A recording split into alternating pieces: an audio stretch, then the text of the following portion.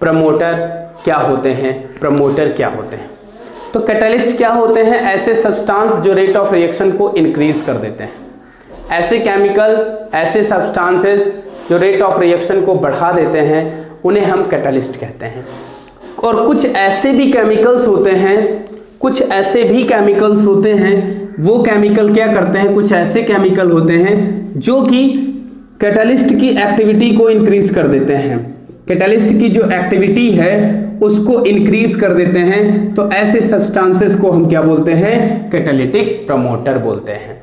यानी ऐसे केमिकल्स जो कैटालिस्ट की एक्टिविटी को इंक्रीज कर देते हैं, कैटालिटिक प्रमोटर कहलाते हैं। अगर आप किसी रिएक्शन में प्रमोटर ऐड कर देते हो तो कैटालिस्ट बहुत तेजी से काम करने लगता है। समझो, सपोज दैट पहला लिखते हैं in formation of ammonia, in formation of ammonia by Haber process, by Haber process, in formation of ammonia by Haber process, molybdenum, ये मोलिब्डेनम है, molybdenum act as promoter, act as promoter for iron catalyst. जो iron catalyst होता है उसके लिए काहे का काम करता है? प्रमोटर का काम करता है। सपोज दैट जैसे कि हम नाइट्रोजन और हाइड्रोजन लेते हैं, इनका 1:3 रेशियो लेते हैं, 1:3 रेशियो। अब आयरन कैटालिस्ट है, इसकी प्रेजेंस में हम इसको हीट करते हैं, हीट करने पर यहाँ पर प्रोडक्ट बनता है और यहाँ क्या बनती है? अमोनिया बनती है, ठीक है। और 22.4 किलो कैलोरी एनर्जी भी यहाँ से रिलीज होती है। तो यहाँ बच्चों अमोनिया जो बनती है, अब आयरन का काम यह होता है कि इस रिएक्शन रेट को बढ़ा देना, बहुत तेजी से करना, फास्ट रिएक्शन होती है due to the iron catalyst. Iron catalyst के कारण रिएक्शन बहुत तेजी से होने लगती है, बहुत फास्ट होती है। लेकिन अगर आयरन की एक्टिवेशन बढ़ जाए तो और तेजी से रिएक्शन होगी, इसके लिए हम मोलिब्डेनम प्रमोटर मिला देते हैं। और मोलिब्डेनम जो प्रमोटर होता है वो इसकी एक्टिविटी को बढ़ा देता है, जिससे, और इसकी एक्टिविटी ज्यादा होगी तो पूरी रिएक्शन बहुत तेजी से होगी। कहने का मतलब ये हुआ कि ऐसे केमिकल्स जो कैटालिस्ट की एक्टिविटी को इंक्रीज कर देते हैं, प्रमोटर कहलाते हैं। तो लिखो, इसमें लिख लीजिए, फिर उसके बाद एग्जांपल्स लिखिएगा। पहले मैं बोल रहा हूं, अब लिख लीजिए। The substances which enhance the activity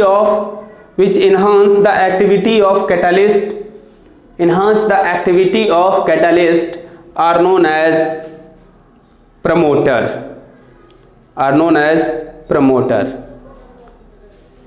Generally promoters are used in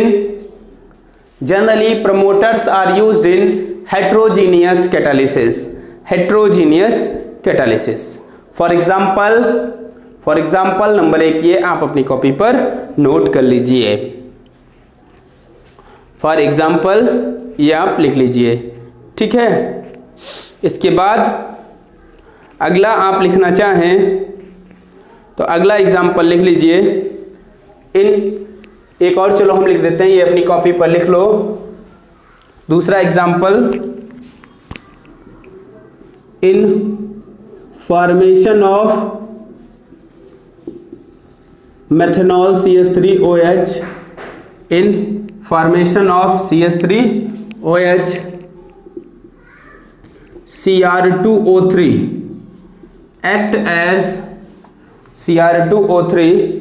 act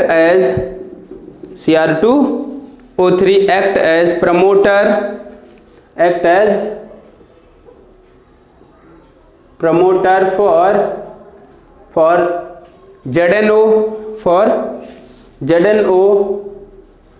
plus CuO catalyst. ये दोनों कैटालिस्ट की तरह यूज होते हैं, कैटालिस्ट, ठीक है। अब जैसे देखिए, हम कार्बन मोनोऑक्साइड ले लें और 2 मोल ऑफ हाइड्रोजन ले लें, इनके साथ अगर इसकी रिएक्शन कराएं तो हम क्या करते हैं, यहाँ पर ZNO प्लस CuO ले लेते हैं, और ये जो Cr2O3 है ये प्रमोटर, ये प्रमोटर होगा और यहाँ बन जाएगा CH3OH। ये क्या बना? मेथेनॉल। ये मेथेनॉल और ये क्या है? कार्बन मोनोऑक्साइड और हाइड्रोजन। ठीक है, तो ये प्रमोटर है, ये प्रमोटर हो गया और ये क्या है? कैटालिस्ट है। ठीक, तो एक ही एग्जांपल हो गया। ये आप दोनों अपनी कॉपी पर लिख लीजिए। इसके बाद अगली हम बात करेंगे मैकेनिज्म ऑफ प्रमोटर। देखो ध्यान दो बेटा, जैसे कि क्या होता है कि अब हम बात करने वाले हैं मैकेनिज्म ऑफ प्रमोटर। इसकी एग्जैक्ट मैकेनिज्म क्या होती है ये अभी नोन नहीं है, but on the basis of some मतलब हाइपोथेसिस, कुछ हाइपोथेसिस है, उनके बेसिस पर इसका कुछ कंक्लूजन जो निकल कर आता है वही वैलिड है और वही मान्य भी है। ठीक है, तो ध्यान दीजिए, उसी पर हम बात करेंगे आगे। जैसे जो कैटालिस्ट होता है, जैसे ये C है, ये कैटालिस्ट है, C ऐसे लिखता हूं मैं, जैसे ये कैटालिस्ट है। ठीक है, समझना बात को, ये कैटालिस्ट है C C C C।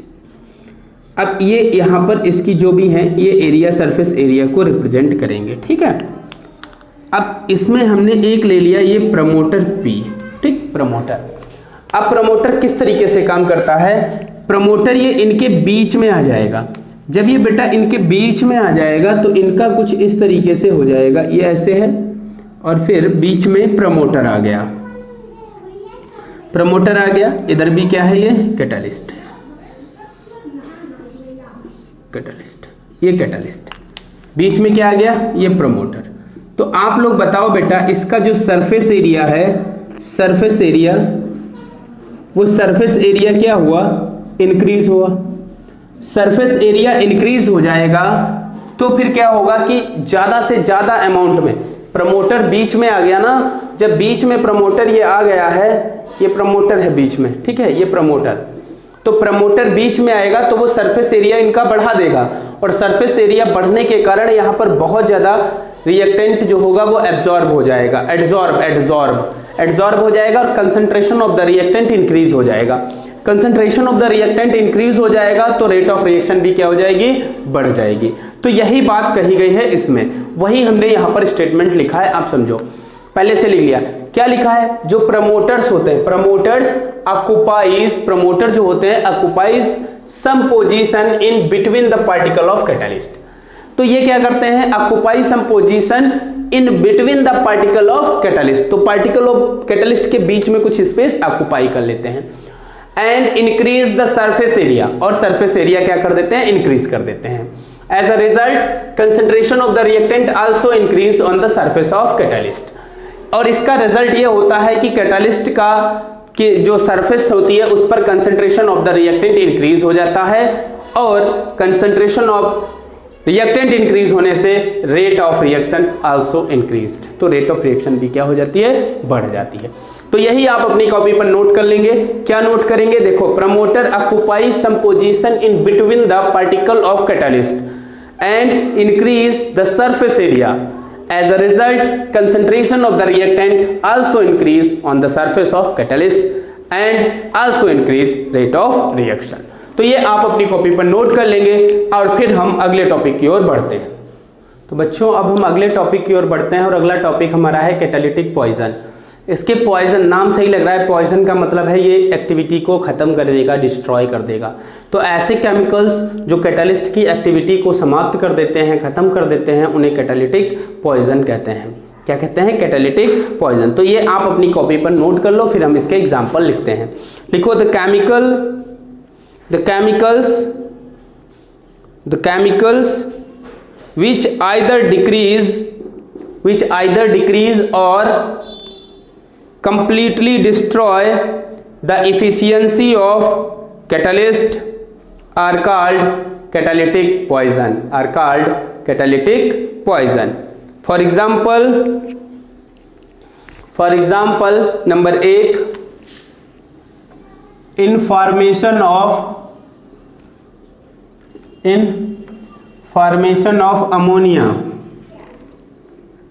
Ammonia, carbon monoxide and H2S का जो मिक्सचर है act as poison for iron catalyst. जो आयरन कैटालिस्ट है उसके लिए काहे का काम करेंगे? पॉइजन का काम करेंगे। वैसे पॉइजन जब टर्म आया मैंने लिखवाया है आइदर डिक्रीज और डिस्ट्रॉय, लेकिन पॉइजन जनरली डिस्ट्रॉय ही करता है। Poison generally rate of reaction को क्या करता है? एक्टिविटी को कतई डिस्ट्रॉय कर देता है, ठीक। और ये कैटालिस्ट की एक्टिविटी को इफेक्ट करता है, रिएक्शन नहीं। कैटालिस्ट जब कैटालिस्ट इफेक्ट होगा तो रिएक्शन भी इफेक्ट हो जाएगी। तो जैसे example N2 + 3H2 gives 2NH3 plus 22.4 kilo calorie. अब क्या होगा इसमें? आयरन ये कैटालिस्ट है, आयरन कैटालिस्ट है, मोलिब्डेनम प्रमोटर है, ठीक। अब प्रमोटर होता है, प्रमोटर हमें पढ़ना नहीं, तो इसी में अगर हम यहाँ पर कार्बन मोनोऑक्साइड और H2S मिला दें तो ये क्या है? ये है पॉइजन। क्या है ये? पॉइजन, ठीक। तो ये पॉइजन का काम करेगा और ये इसकी एक्टिविटी को खत्म कर देगा, ठीक है। तो ये कैटालिटिक पॉइजन था। अब हम बात करेंगे इसकी मैकेनिज्म पर। हेडिंग डालिए, मैकेनिज्म ऑफ पॉइजन या catalytic poison, mechanism of catalytic poison. अब बात को जरा ध्यान से समझो। जैसे बेटा ये कैटालिस्ट है,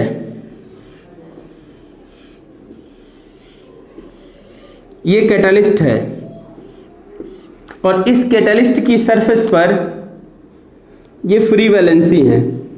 इन्हीं फ्री वैलेंसी से जब रिएक्टेंट मॉलिक्यूल यहाँ पर एड्जॉर्ब हो जाता है तो एड्जॉर्ब होने के बाद क्या होता है कि वो सरफेस पर कंसंट्रेशन ऑफ रिएक्टेंट बढ़ा देगा और रेट ऑफ रिएक्शन इंक्रीज हो जाएगी। लेकिन जनरली होता ये है कि यहाँ पर रिएक्टेंट एड्जॉर्ब होता है, RR मतलब रिएक्टेंट। लेकिन अगर हम क्या करें, but when poison is added, जब हम इसमें पॉइजन इज एडेड, तो जब इसमें हम पॉइजन ऐड कर देंगे तब क्या हो जाएगा? तो फिर होगा ये कि जो कैटालिस्ट है, जैसे ये कैटालिस्ट है,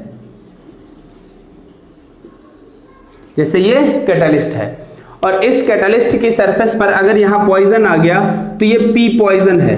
तो बेटा एक चीज याद रखना, ये कैटालिस्ट की जो सरफेस है, सरफेस पर पॉइजन एड्जॉर्ब हो जाएगा, पॉइजन एड्जॉर्ब हो जाएगा और इंस्टेड ऑफ पॉइजन ये एड्जॉर्ब हो गया इंस्टेड ऑफ रिएक्टेंट। यहां पर वैसे रिएक्टेंट एड्जॉर्ब होना चाहिए था, लेकिन कैटालिस्ट की सरफेस पर क्या हो गया? क्या एड्जॉर्ब हो गया? यहां लिख देंगे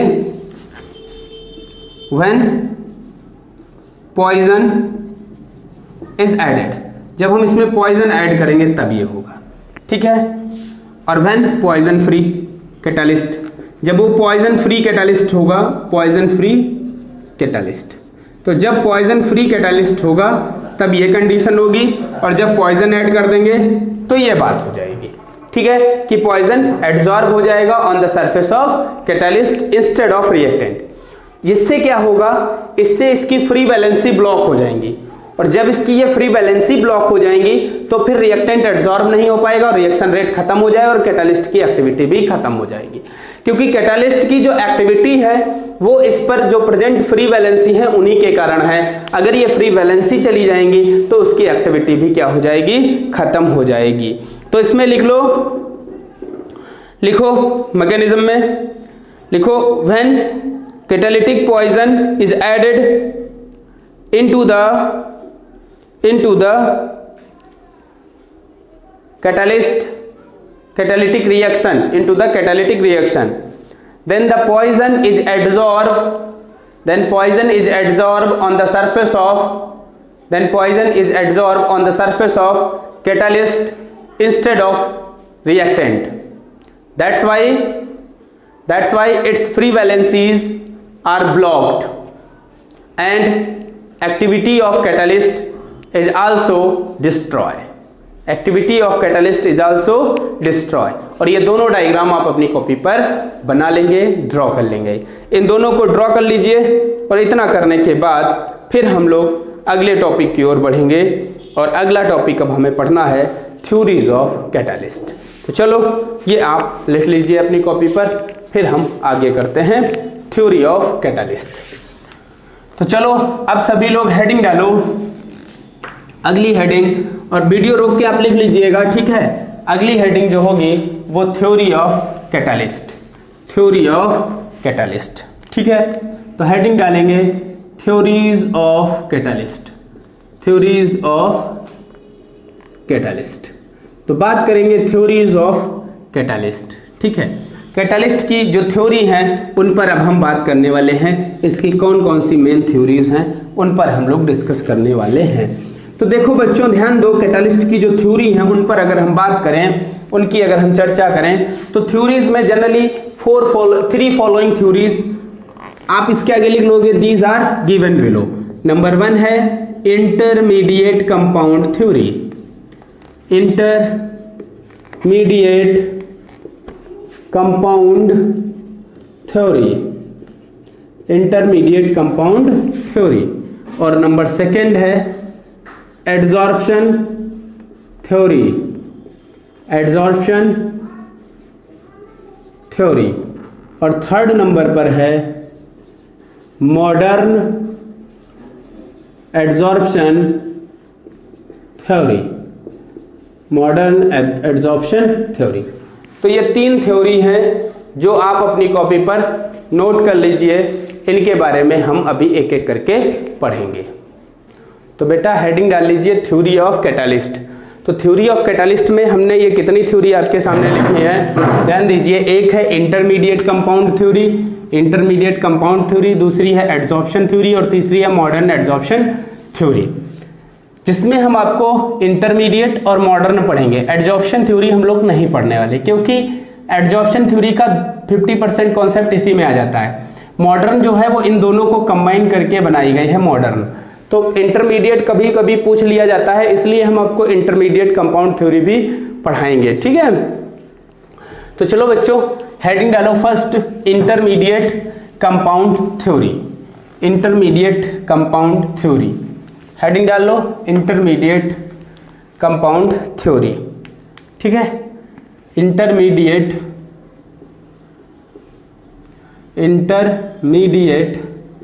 compound theory, intermediate compound theory, ठीक है।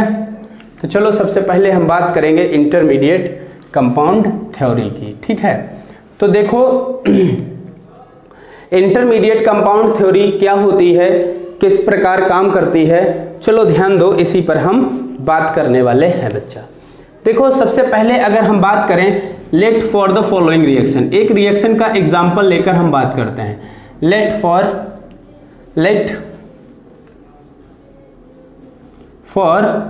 Following reaction, let for following reaction. अब एक रिएक्शन है, जैसे ये A + B गिव्स AB, ठीक, ये बना रहा है, और ये C है कैटालिस्ट, C क्या है, कैटालिस्ट है, ठीक है। अब ये थ्योरी क्या कहती है, इसकी मैकेनिज्म लिखते हैं, और मैकेनिज्म क्या कहती है ध्यान दीजिएगा। मैकेनिज्म ये कहती है, इसके थ्योरी का ही कॉन्सेप्ट है, मैकेनिज्म के थ्रू समझे। जैसे इसमें ये 2 रिएक्टेंट हैं, कितने रिएक्टेंट हैं, 2 रिएक्टेंट्स हैं A + B, और प्रोडक्ट बना रहे हैं ये P, ठीक, ये 2 रिएक्टेंट हैं। अब बेटा होता यह है कि जो ये कैटालिस्ट C है, ये थ्योरी जो कहती है, थ्योरी का स्टेटमेंट मैं बोल रहा हूं, ध्यान से समझना। ये जो कैटालिस्ट है ये इन 2 रिएक्टेंट में से किसी एक रिएक्टेंट से रिएक्ट करके, ये जो कैटालिस्ट C है ये 2 रिएक्टेंट में से किसी एक रिएक्टेंट से रिएक्ट करके एक इंटरमीडिएट प्रोडक्ट बनाएगा, इंटरमीडिएट कंपाउंड बनाएगा। जैसे A है, इस A से C कैटालिस्ट रिएक्ट करेगा, और रिएक्ट करने के बाद ये AC बनाएगा। अब इस पर हम हैच लगाकर लिखते हैं, ये एक इंटरमीडिएट कंपाउंड है, इंटरमीडिएट कंपाउंड है, ठीक है। ये हाई एनर्जी का होगा, ये हाई एनर्जी का है, और ये लेस स्टेबल है, लेस स्टेबल है। जब ये लेस स्टेबल है, ये तुरंत ही रिएक्ट करेगा बेटा, किससे, B के साथ रिएक्ट करेगा। और जब ये दूसरे इंटरमीडिएट बनेगा जो कि दूसरे रिएक्टेंट मॉलिक्यूल के साथ रिएक्ट करके और फाइनली क्या बना लेगा, प्रोडक्ट बना लेगा, और कैटालिस्ट फिर से ये अलग हो गया। देखो कैटालिस्ट ने रिएक्शन में शुरुआत में पार्टिसिपेट किया और बाद में निकल गया और बन गया क्या, प्रोडक्ट बन गया। तो ये इसकी मैकेनिज्म थी। मैकेनिज्म क्या कह रही है, ये कह रही है कि कोई भी केमिकल रिएक्शन होती है, कोई भी केमिकल रिएक्शन होती है, उस रिएक्शन में जो कैटालिस्ट है वो किसी एक रिएक्टेंट के साथ रिएक्ट करके एक इंटरमीडिएट कंपाउंड बनाएगा और उसके बाद वो किसी दूसरे कैटालिस्ट के साथ रिएक्ट करके, दूसरे रिएक्टेंट के साथ रिएक्ट करके फाइनली क्या बना लेगा, प्रोडक्ट बना लेगा और कैटालिस्ट फ्री हो जाएगा। तो ये आपको समझ में आ गया होगा, ठीक है। तो लिखो, देखो ये थ्योरी जो है, ये थ्योरी बेटा क्लीमेंट एंड डिसॉर्मस क्लीमेंट एंड डिसॉर्मस ने दी थी। क्लीमेंट एंड डिसॉर्मस ने ये थ्योरी दी थी। तो लिखो, ये पूरा लिख लेंगे एग्जाम्पल। इसके बाद हम एक और एग्जाम्पल आप लोगों को बताएंगे, वो भी आप लिख लेंगे, जैसे कि catalytic oxidation of sulphur dioxide, ये लिख लीजिए। इसके बाद अगला एग्जाम्पल नंबर 2 आप लोग अपनी कॉपी पर लिखिए। इसको लिखने